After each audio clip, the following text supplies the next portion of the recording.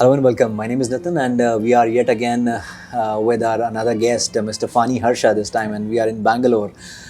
So we have invited Mr. Harsha so that he can share his experiences and learning with us, so that our audience can make a understanding and use out of it, and they can make better decisions. Probably use the skills, use the insights to build on their career.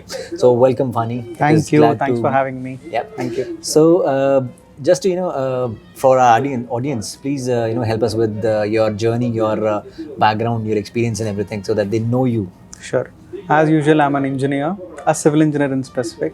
I finished my engineering in 2015 and then I worked with an NBFC for 2 years. I did property valuations there, and then I chose RACS for many reasons, and I landed in RACS SPE Noida in 2017, and then I finished my graduation from there in 2019, and then I moved to Dubai. I worked there for 2 years, and then I came back to Bangalore, and now I am working with a cost consultant here. And recently, I'm happy to share that I've attained chartered status, and I'm now a member of RACS. Congratulations on that, which is a big achievement. And we'll talk about that in more details. Sure. So currently, you are working with one of the cost consultant. Take us through the journey of what is cost, probably quantity surveying, and probably from a layman's term, Sure. so that someone who is getting out of a civil engineering college, or someone is probably a junior, would want to get into in terms of what are the various roles in the cost consulting, what are his options and choices, his or her option or choices, and how to look at it from the career perspective. Okay. When I was in 2015, I didn't know that civil engineering is such a vast field. I was only of the opinion that my friends who are into CS or any other departments are making more money than I am. Let's say, understanding from a layman's perspective, let's take this as a whole chain, and the initial part, where to build, what to build, why to build, goes to a strategic consulting. All your big consultancy firms do that. And then you have your developers who are intending to construct or take the shape, give the shape to the ideas.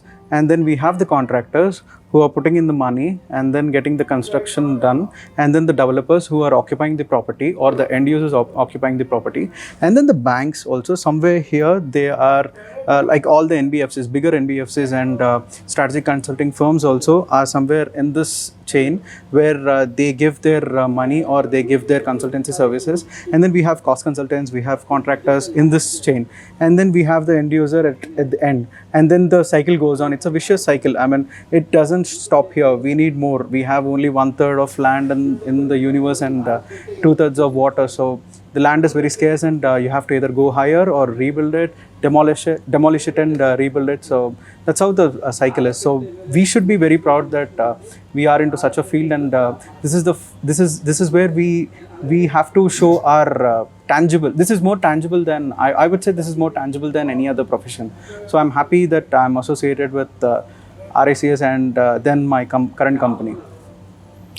Well, it is good to know, and very fabulous, way of explanation. You actually covered the whole built environment within the cost part of it, and I really like the part, when it's just the land, the ground itself, and the journey starts from there, and where then the end user comes into play, probably certain this kind of facility, and then they work in probably leased kind of space or a co-working space.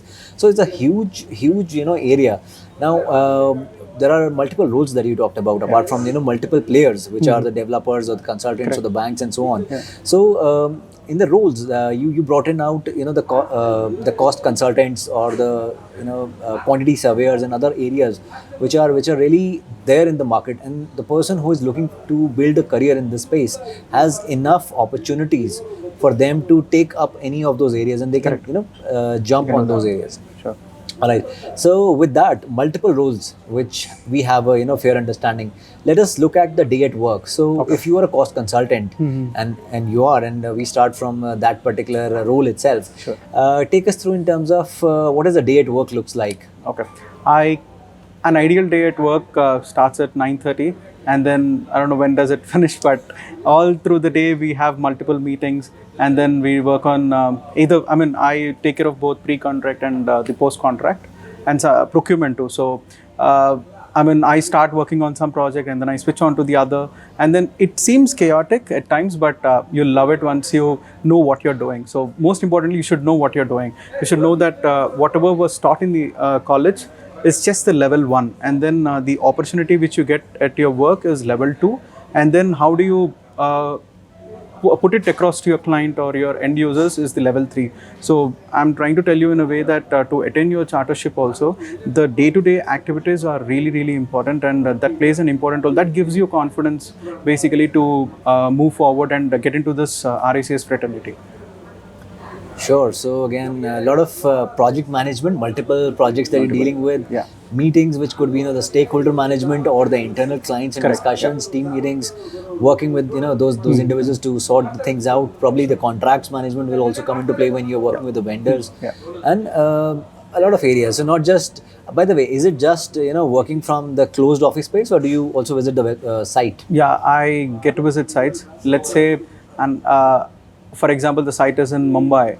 So I go there in the morning and then come back. Sometimes come back in the night, and then sometimes if I have to stay back in Mumbai or somewhere across India, I have to do that. So desperate times needs desperate measures. So I sometimes take use of the technology, like we use open space and stuff. So I need not go to the site and do it, but a person who's doing with a GoPro can capture and give me the information. But when it is not feasible or my presence is required, I definitely take that opportunity and go.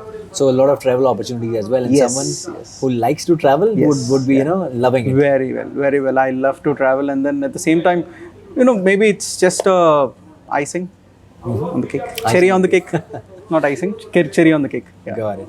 All right. So let's get to the the qualification part of things. Now, while we have the understanding of one of the roles, which is quantity surveying, you have been into a specialization of this, and you have qualified that kind of pathway, and you are a qualified member. Take us through the journey in terms of what made you feel that this is a value doing an MRICS, and how are you reaping those benefits post qualification? Firstly, I'll tell you how did I end up doing MRICS.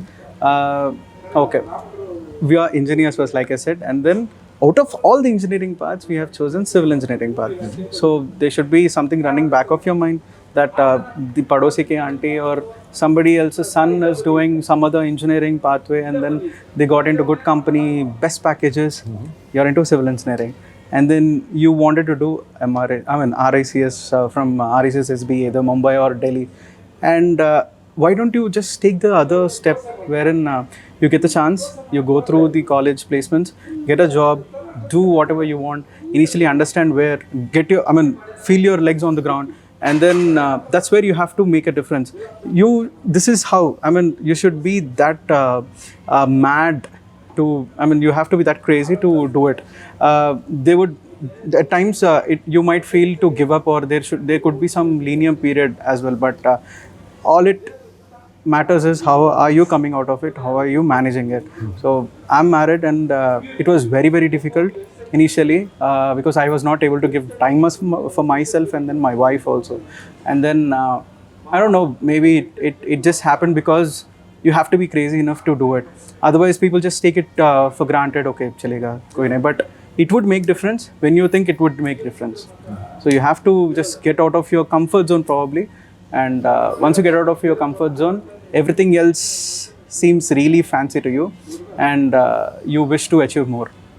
Sure thing. And how about the second part, wherein the benefits that you're reaping? Benefits. Okay, I cleared my APC last year November, and the first email I got, I was surprised and shocked, and then I was really happy later. And first benefit I got is the people recognize me for the chartership. People definitely, because whenever I tell them that I am coming from a particular college and then I finish my MRICS, then people would definitely recognize me, and then clients at least they know that okay, this guy would make some sense talking to me. And then in my office, I would become I'm somebody who my colleagues would look up to and say, okay, let's can you please guide us and take us through the journey. And then I give tips sometimes, and that is the difference I got on a personal front. When it comes to my professional front, I keep interacting with people from Bangalore and India, and they would like to collaborate, and they would like to understand how to take this profession forward on the built environment perspective, not just quantity surveying. And so far in the last 7 to 8 months, I have come across these situations. So I'm really happy, and I want to take it forward. I look forward to having more such scenarios. Sure thing. And to sum that up, what I see is that there will always be comparison with the Sharma ji ki ladki concept, Definitely. wherein your parents or someone else might compare you with someone else. But if you are passionate enough, you are deeply you know it that that's your calling, and you would want to pursue that part of the area. You specialize there, you get into that kind of thing under the skin, and you get it that ways. And when you've already got it in that space, you will suddenly realize that you have grown 5 years in the career. Yeah. And now you are a kind of an expert, wherein people start coming up to you to seek advice. Yeah. Or probably you are trying to work out on certain challenges which probably some industry leader must have been Sure. looking into it, and the network that you have Sure. with the members. So that's a kind of Definitely. achievement which I see here. Yeah. So with that, now we are talking about members and the networks. So we see that civil engineering, something which might not be preferable, or might not have remained that much preferred probably 10 years back, and Yeah, given the yeah. IT is coming into play, Yeah. and everyone is looking for the compensation, or the quick rewards and benefits compared to what they really would want to do in the career. So I see it's a kind of a very difficult kind of trade-off, wherein should you go with the compensation or should you go with the passion? Okay. Now, in the same lines, we are trying to build up the matrix, kind of a alumni community come together, do a networking. So try and share your thoughts in terms of how we can get the community closer, working together, so that the probably for the youth, which is 0 to 5 years of experience, who are spending time in a hidden trial to see where they fit in, how this networking can really help them. Okay. Firstly, I would like to say that this particular networking and feeling that somebody from my college is doing well is most important. At least in, let's say, from Bangalore perspective, there could be some 50 odd professionals from RICS, and when these professionals know that, or the freshly graduated people know that, okay, there are my seniors who know that they are doing well, and they would definitely give us some input on how to take this profession forward. That kind of network would definitely help. And when it comes to metrics, when you were talking about the salary or the experience, I would say first 5 years or 7 years of your time, it should be only experience and the exposure, and money would definitely follow in. Yeah. Yes, definitely. I mean, if you want that 5%, 10%, 20%, 25%, that would definitely fall in lump sum. Definitely after 5 to 7 years. But initially also you get really good packages. You should know that it's not just for survival. It's about your passion, how you take care of it. And once you get it, then you'll know how to shape it, and how to make more money. When you're really behind money is there here. The only thing is you should know where to get it. You should know the correct door to knock at. So, and at the same time, for the networking also, it's just not about the placements which is deciding your future. Once you get your placement, you have to do well, and then there are many chances, many opportunities outside, and you can definitely come out of that company or that organization, and then you can talk to your seniors, your networks, and then you can grow your career path. It's just not about your placements when you're in college. I know many of you would feel, is that company good? Is this company good? Company is good, bad, doesn't matter. How you are with the company, how are you shaping up, how are you liking the company is most important. If you're a misfit, you're a misfit. If you think you're not a misfit, if you want to make it right, then yes.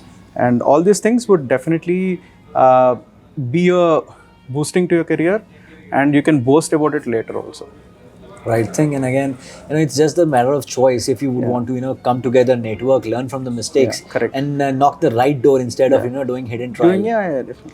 Right. Shouldn't So be thank doing you very much for all the insights Thank that you've you. shared with us today, and I'm sure for our audience, they would really, get to know, and there are multiple other areas that they might have not thought of, Not thought of. Okay. and Yeah. they can plan it well, and probably they can, try and network with the people, Sure. with the community, within the community and outside of the community, so that they can, instead of doing the hidden trial, they can, be at the right place at the right time. Yes. So thank Most you. important. Yeah, thank you so much for joining us today. Thank you, Nitin. Thank you. Thanks all.